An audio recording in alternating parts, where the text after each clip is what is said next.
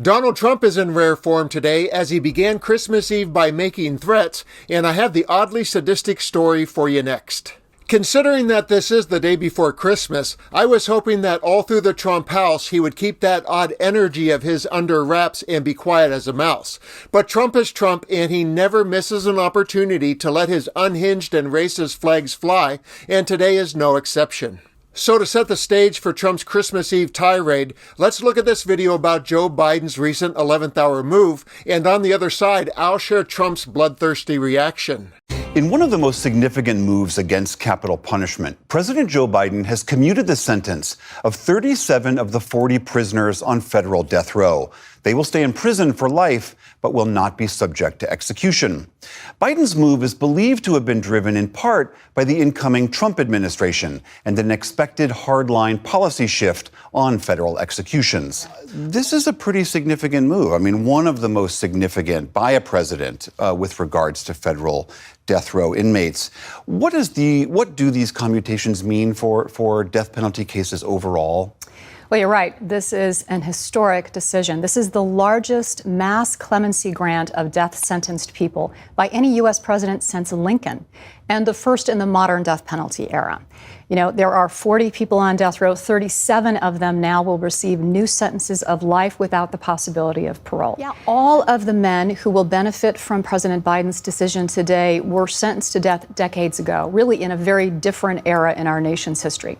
This was a time of overzealous prosecutions and very harsh criminal justice penalties and policies that sent dozens of people to federal death rows for crimes they would not be federally prosecuted for today.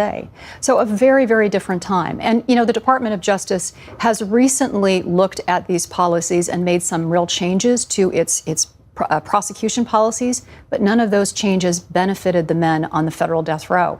Massachusetts Representative Ayanna Pressley represented Biden's action this way in a statement, and I think it's important because it sets up Trump's motivation. There's no action more powerful or righteous than sparing someone's life, and today President Biden is doing just that. And she added, historic and groundbreaking act of compassion that will save lives, address the deep racial disparities in our criminal legal system, and send a powerful message about redemption, decency, and humanity. The death penalty is a racist, flawed, and fundamentally unjust punishment that has no place in any society. For far too long, it has been disproportionately weaponized against black and brown communities, exacerbated systemic inequalities, and failed to make America any safer, which is why we've urged the president for years to work with us to abolish the federal death penalty. By taking this historic action, President Biden is demonstrating the type of moral leadership this moment demands. And in response to Biden's move, Donald Trump went on a Truth Social tirade, a tirade that I described as bloodthirsty. He posted, "Joe Biden just commuted the death sentence on 37 of the worst killers in our country. When you hear the acts of each, you won't believe that he did this. Makes no sense. Relatives and friends are further devastated. They can't believe this is happening."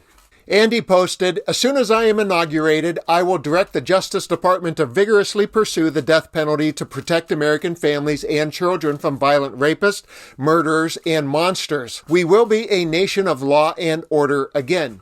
For context, let's keep two things in mind. First, Biden commuted their sentences to life in prison. He did not parole them. So how odd is it that Donald Trump would lose his mind over this on Christmas Eve? But second, Donald Trump is the person who called for the executions of the Central Park Five, who were later exonerated. But vindication for the group known as the Central Park Five came in 2002, when a convicted murderer and rapist confessed to the crime. And that confession was then corroborated by DNA. The prison sentences of the Central Park Five were overturned, but by that time they had already served between 5 and 13 years. And yet one Manhattan resident's obsession with the case continues to this day. Just weeks after the crime was committed in 1989, Donald Trump took out a full-page ad in 4 New York newspapers advocating the return of the death penalty. And when the city awarded the men a settlement in 2014, Trump wrote an editorial in the Daily News calling the settlement a disgrace.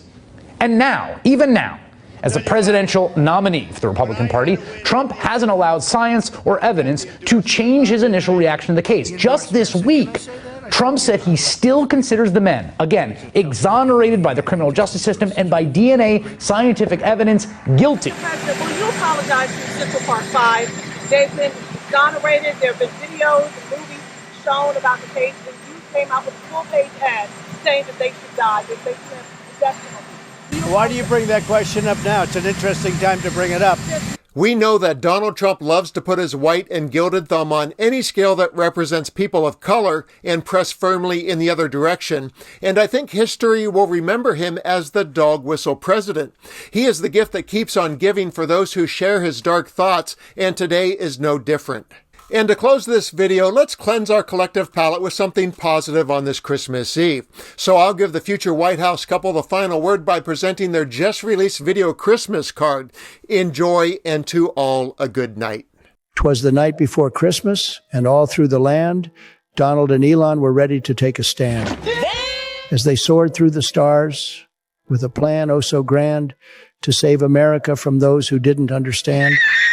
With Doge in their pockets, they outlined their scheme to cut the fat from the land.